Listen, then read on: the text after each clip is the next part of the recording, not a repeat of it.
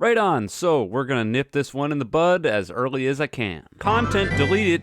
I mean, Rune Slayer has been a game that a lot of people have been requesting me to play recently, so I did. Now, in terms of the things that I've heard said about it in my DMs and my YouTube comments, there's pretty much two camps as far as I can gather. There's the people who are really happy about the game and think it's great, and then there's the people who think it's just a blatant Deepwoken copy and shouldn't exist at all. So then of course the question becomes, where do I fall in those two camps? And it's kind of in the middle. I know, boring answer, but that's the way it is. For the sake of this video, I played Rune Slayer for roughly 4.5 hours, which all things considered is significantly longer than I usually spend on a lot of these games. And so that should sort of speak for itself that I did find the game enjoyable, and if you want to check it out, I'd recommend it and it'll be in the description below. Overall, I think Rune Slayer does a lot of good things, and I think that it's almost hard to find bad things to say about it because of how many good things that it does. Not that there aren't any, and not that I'm sure there's more later on down the line, but from what I played, it's a pretty solid game. Basically, in essence, Rune Slayer is exactly what people told you it is. It's Deepwoken, but free, and far more forgiving. When I say far more forgiving, what do I mean? Well, when it comes to difficulty, no.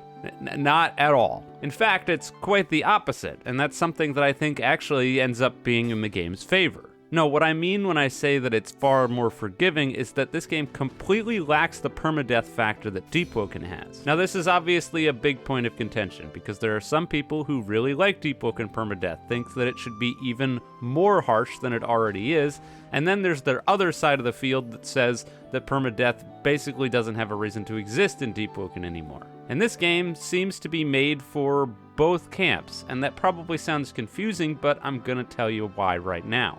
As far as I've seen, most of the people who complain about permadeath and Deepwoken not being difficult enough say that most of the content is neutered down in order to make it so that way it fits into the permadeath setting and isn't directly unfair. Things like Layer 2 being easier than they otherwise would be because the risk is so high down there, and so at the end of the day, there's not a whole lot of extremely difficult content that you can grapple with because it would just be unfair with the permadeath aspect. And that, in my opinion, is where Rune Slayer starts getting away with a lot of stuff that Deepwoken simply couldn't. Some of the bosses that you can run into and fight in this game, even just in the first couple hours, are absolutely brutal. We're talking a large variety of attacks, all with different windups, and being able to kill you in just a couple hits.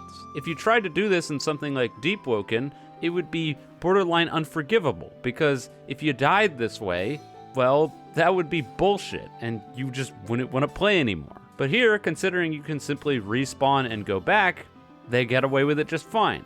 It means the skill discrepancy between people who can deal with these much larger enemies and people that can't can be a lot larger without basically breaking the game for every single person who isn't as skilled. Now, the other major difference between this and Deepwoken is the fact that this is not a wiki game. What the fuck?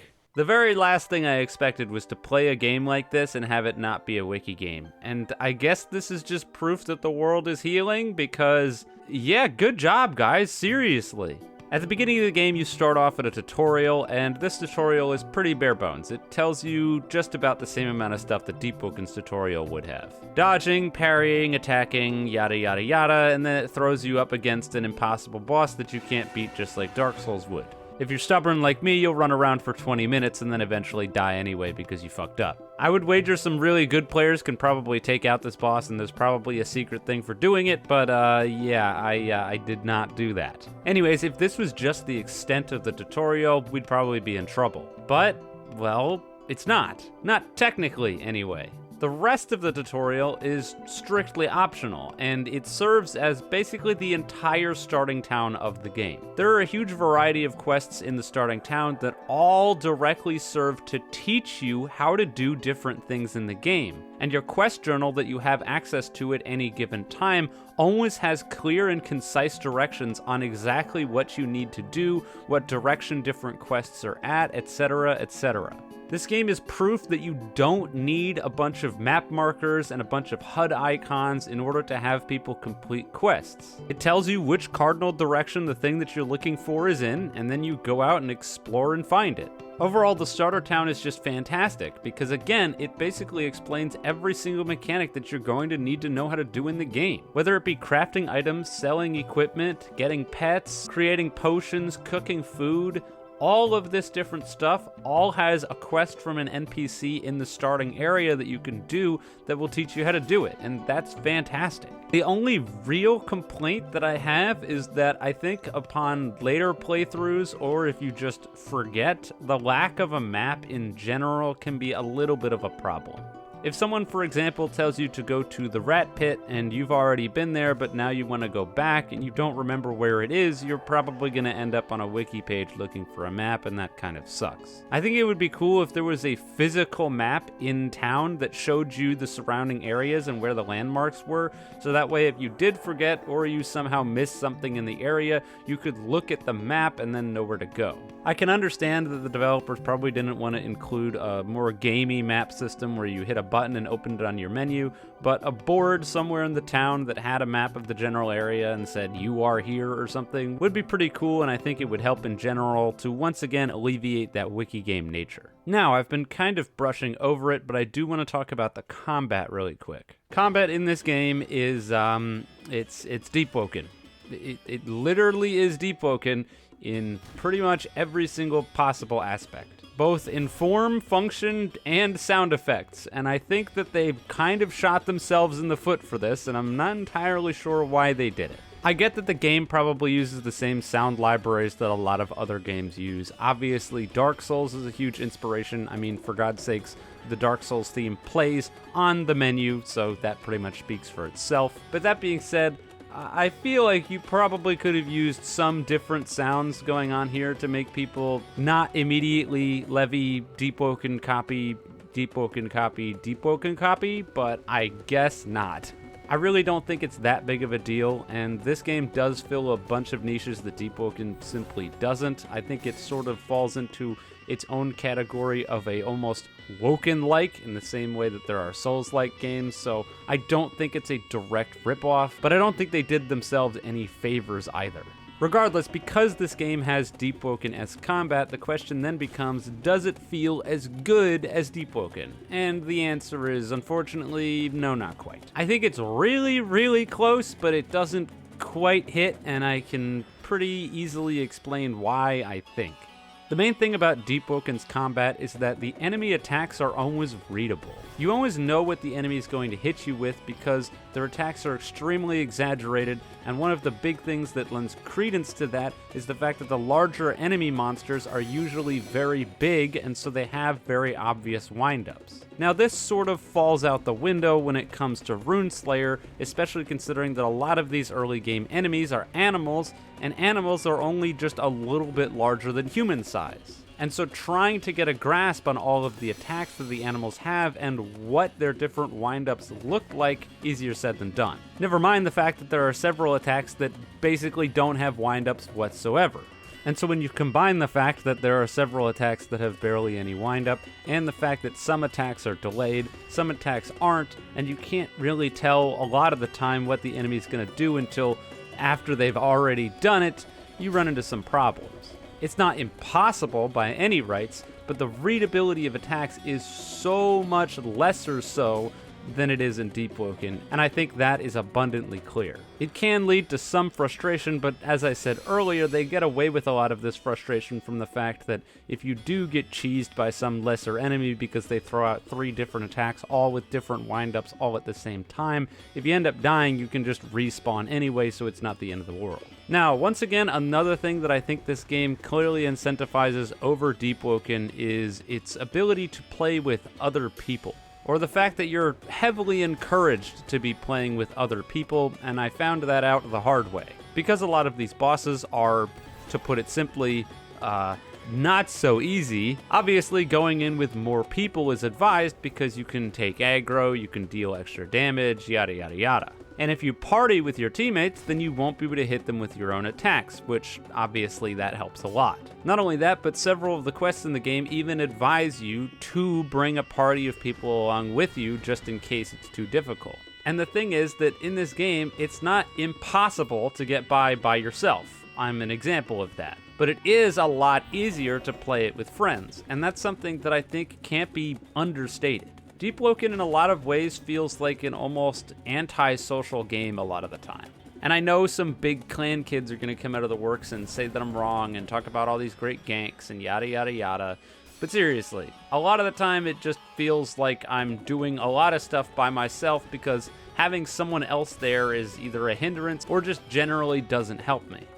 But here, having a big party along is extremely helpful, and I think that's something that's just positive for everything in the game as a whole. Now, of course, most of the stuff up until this point has been pretty much entirely positive with a few exceptions. But here's where I think I'm going to talk about a couple of the problems that I had with the game, and quite honestly, there's not that many. The first is rateability on roll cancels.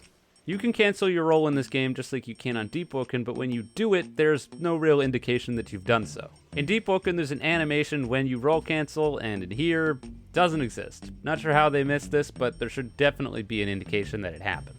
The next is sort of circling back to what I was talking about earlier when it comes to enemy attack patterns, but I feel like the enemies in this game do not give you a large enough window for attacking after they've attacked you. Deep Woken, for the most part, lets you get 2, 3, sometimes even 4 attacks in between an AI's different attack patterns, as well as making it so that way there's always the same downtime after an AI attacks, so that way when you see an enemy attack, you know how long you have in order to get the follow-up. But in Runeslayer, this is simply not the case whatsoever. It appears completely random how long it takes for the enemy to start attacking again, and so it's extremely risky most of the time to go for anything more than a singular hit.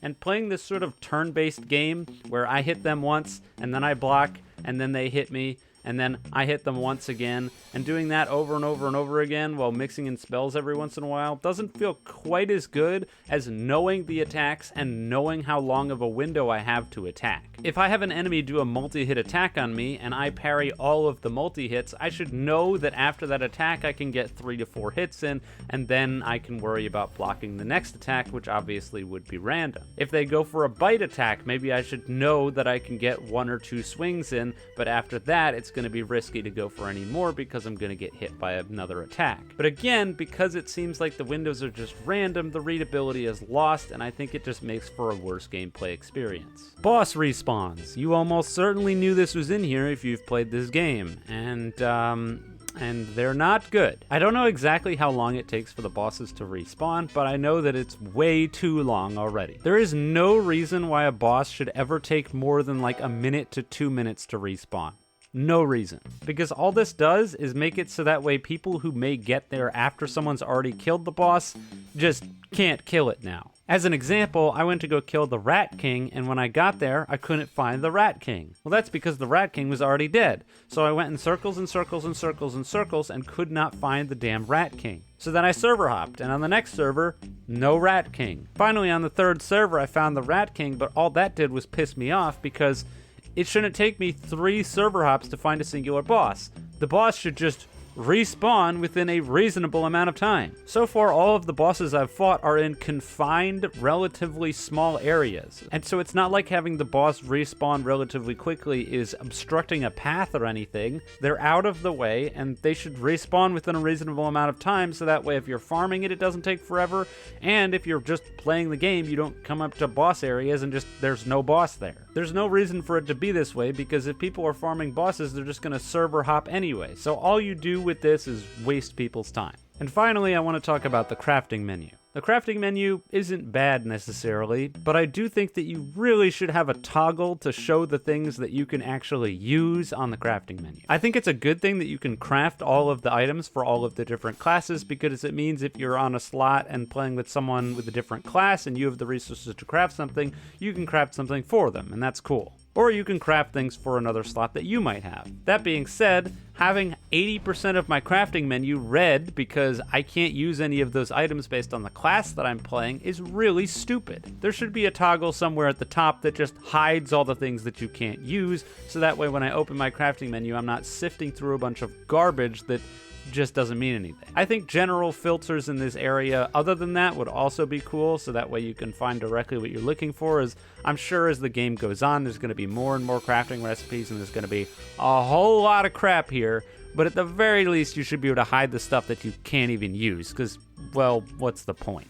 But really, that's kind of all the bad things that I have to say about the game, and most of them aren't even really bad. I was going to put a little section in here about barren wastelands, but I don't even really think that this game has that bad of a barren wasteland problem. Considering everywhere you go is technically a resource-rich area, since the trees can be cut down, the enemies can be killed for XP as well as items, and there's a sizable amount of enemies littered around the map to make it so that way it doesn't feel completely empty. I think they did a pretty good job here. Sometimes it feels empty, but it's not the end of the world. Overall, Runeslayer was an extremely pleasant surprise, and so, as I said earlier, if it looks interesting to you, give it a go. Unlike Deepwoken, it's free to play, and if you have friends to bring along, I think you're going to have a much better time, so go ahead and do that. With that said though, I know this was a bit of a mess of a video. I just tried to put all my thoughts out there, but I'm finishing up now. If you enjoyed the video, you can leave a like and subscribe. If you didn't, don't. And with all that being said, have a wonderful day, night, wherever you are, and I'll see you guys next time.